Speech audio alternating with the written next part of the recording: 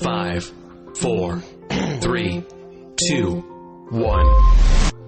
Happy Wednesday, ladies and gentlemen. Happy Wednesday. How y'all doing out here today on this Wednesday, March the 12th, 2025? It's 6:40 Central Time here in the dirty South. How y'all doing out there again? It's your boy, Mike D. Welcome to The Point of View. I'm your host, DDE80, a.k.a. Mike D, a.k.a. 13 Wonder of the World, a.k.a. Mike D's. There's so many aliases, but I'm here with y'all, man. So nice to come to y'all here on The Point of View on this Wednesday. I know that AEW is about to come on in about 20 minutes, so I'm going to get off here. I'm not going to be on here that long. I'm not going to talk about AEW until tomorrow.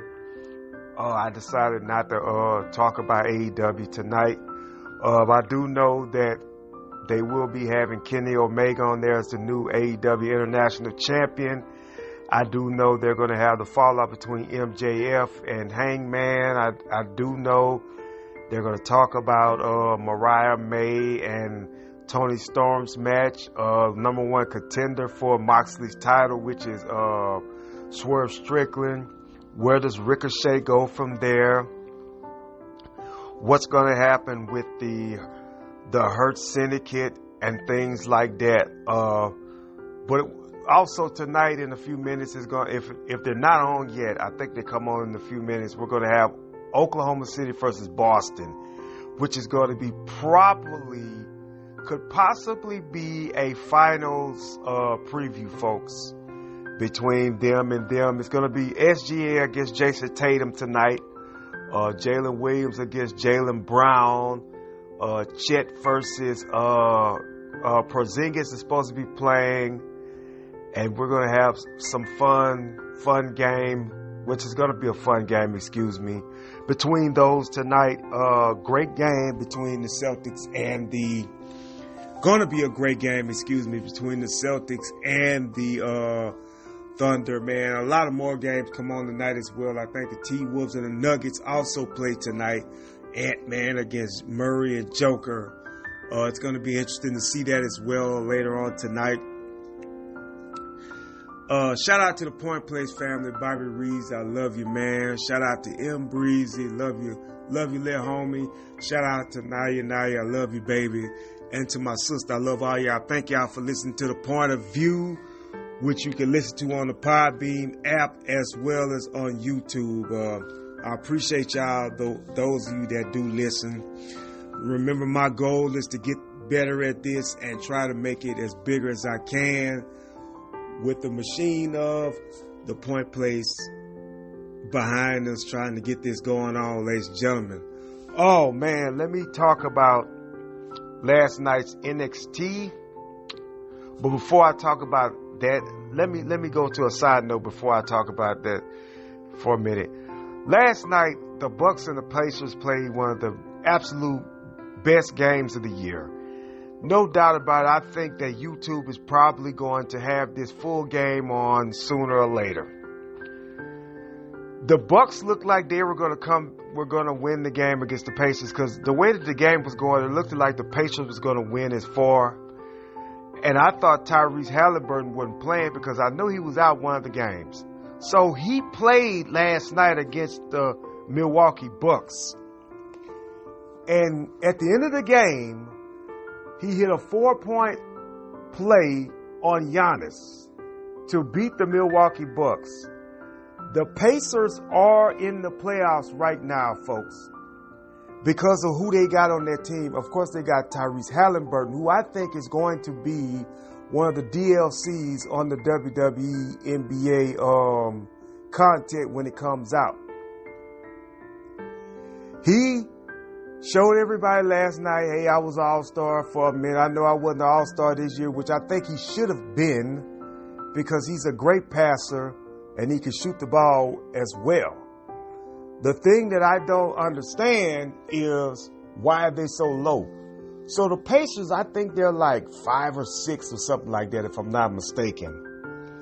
But the Milwaukee Bucks have built their team from the bottom, because at one time they were looking horrible.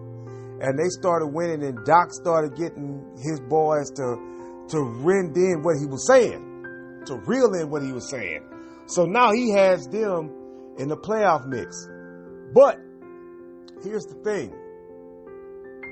The Bucks they're the better team, but the Pacers were the winning team. So the Pacers were able to win that matchup. Congratulations to them for that great win last night. Northwestern didn't make it to the Southland Championship, but they had an okay season. McNeese is going to be in the NCAA tournament. We still have I think we still have a day left of tournament championships before we get into the March Madness, which is coming up real soon in my book. And I hope Michigan State can have a deep run in the NCAA tournament. That's just my thoughts on that. Last night's NXT TNA was absolutely great. From the top to the bottom of the NXT TNA card was great. The Hardys beat Fractionman, which everybody knew that was going to happen because there was no way that the Hardys were going to leave NXT not the TNA Tag Team Champions. They retained their belts against a great gamed Fractionman. And I'll tell you this here, Fractionman is a great tag team, folks. I don't care what anybody says. At first, I was like, they okay because of what they do in the ring. But I'm here to tell you, they are a tremendous tag team, Fractionman. And I can't wait to see what they're going to do when they get on the main roster, because I think they're going to be on the main roster real soon. Also, Roxanne Perez versus Jordan Grace was a great match. Roxanne was doing had most of the offense in the match, and Jordan Grace was mostly on the defensive end. But in the end, we saw Jordan Grace beat Roxanne Perez, which was from the last time they fought, because the last time they fought, Roxanne Perez, when she was the NXT champion, defeated the TNA Women's Champion at that time, which was Jordan Grace. So, congratulations to Jordan Grace. I think now you've got to put Roxanne Perez on the main roster. You got to keep her there now. There's nothing else in NXT for her to do. Trick Williams and Eddie Thorpe are going to fight next week in an NXT Underground match.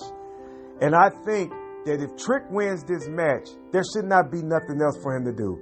He should not want another shot at the NXT title. That's just my thought about that. That's just me saying that. But I don't think he needs to fight for that title anymore. I don't think he needs to go up against Oba Finley anymore, because Oba Finley beat him for the title. So what else is there going to happen? All that's going to happen is Trick's going to go up against Oba, and Oba's going to beat him again. So he doesn't send him to the main roster. That's what you need to do. Tony D, he should be on the main roster. Fallon Henley should be on the main roster. And there's some great things. Ricky Starks, a.k.a. Ricky Saints, going up against Ridge Holland. That's going to be interesting next week on NXT. We saw a lot of that. We saw Miss Parker, who's probably going to be eyeing either the ladies title, the NXT women's title, or the NXT women's North American title. And if I am Jada Parker, because this is the year that I think she will be a champion. So here's my deal with her.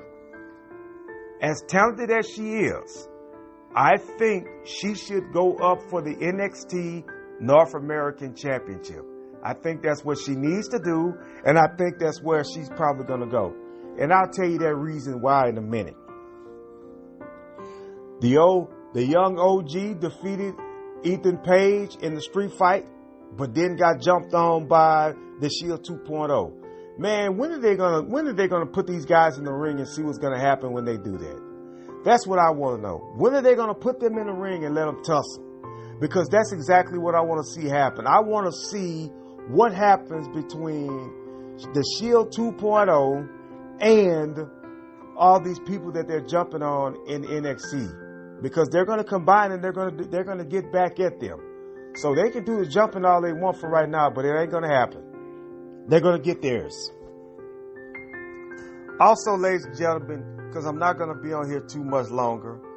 Also, ladies and gentlemen, let's talk about the other match and the other elephant in the room, which was the match between Moose, TNA's Moose, and Oba Finley. Great match by both participants. Do I think Moose needs to come back to NXT? No, I don't. Unless you're putting him in a match where he's going to be fighting for no title. And I don't think he needs to go up against Oba Finley again. I think Moose is good enough to be in the WWE, but I don't think it's going to happen. I think he's bound to TNA, and I think he's going to be a TNA for lifer. I could be wrong, but that's what I see right now. But a great win by Oba Finley, a great offensive match they had, but everybody knew that Oba Finley was going to win the match because there was no way they were going to let Moose walk out of New York City as the TNA X Division champion and the NXT champion. It wasn't going to happen. That's not going to happen unless they really want to just spark some type of suspense. And there was no suspense for that right there. So that's why they did it. But congratulations to Moose and congratulations for Oba for having a great match. Also, ladies and gentlemen, let me also talk about the other match as well. And that's the match with the main event between Stephanie and your girl Julia. Now, I saw the news that she was hurt.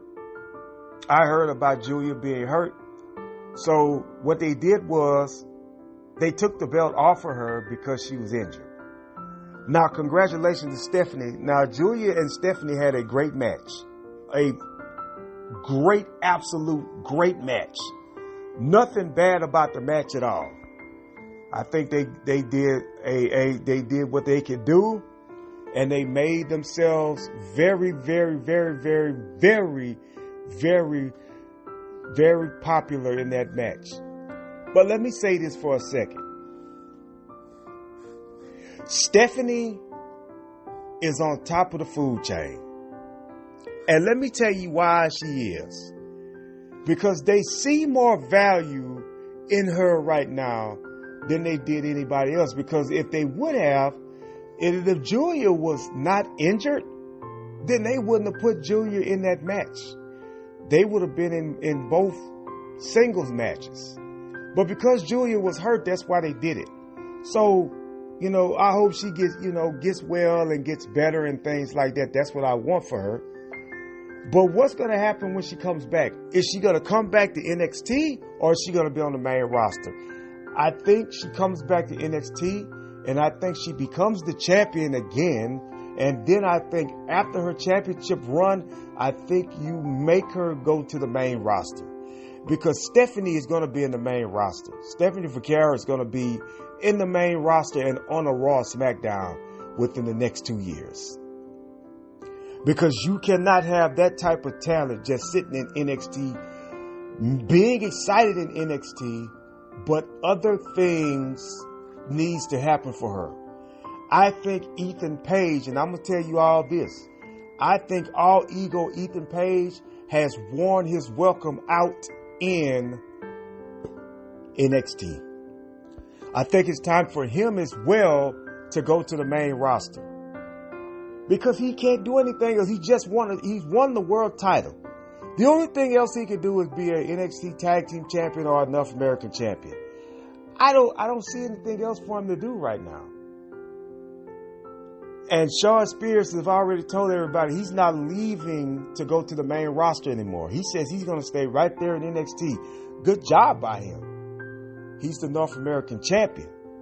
And his team is going up against D'Angelo family next week in a 6-man, 6 intergender tag match. So you're going to see that next week as well. But all around, NXT TNA was absolutely good. I want to see what Cora Jane's going to do against Marsha Slamovich now. because I think their pay-per-view comes up either this week or next weekend. And then we're going to have the WWE pay-per-view and things like that. And AEW Collision is going to come on 2 nights, I think, starting soon. I don't know if it's going to be a Friday or Saturday night. I think they're going to start doing Collision 2 nights in a row. And I know why they're doing that, because WWE has 3 days, and they have a 3-hour show on Friday. They have a 2.5-hour show on Mondays, because Netflix has finally gotten what everybody said. If you're not going to run 3 hours, run it 2 hours and 30 minutes. That's exactly what they're doing, and they need to leave it at that. So that's what they did. 2 hours and 30 minutes. So that's 5 hours and 30 minutes plus the 2 hours with NXT, which is now what? 7 hours. But think about this also. You've got Evolve. And I think Evolve is an hour show, or I don't know how long their show is, but that's an extra 8 or 9 hours of wrestling, plus also main event, which comes on. You add another hour to that, so that's 10 hours of WWE live programming. So that's what it is right now. And AEW is trying to get some of that time too by having Wednesday nights 2 hours or 2 hours and 10 minutes. Because their show go overlaps each week, like Nitro used to do back in the day on TNT. Then you got Collision that comes on 2 hours. Now you're trying to make Collision a 2.5-hour show.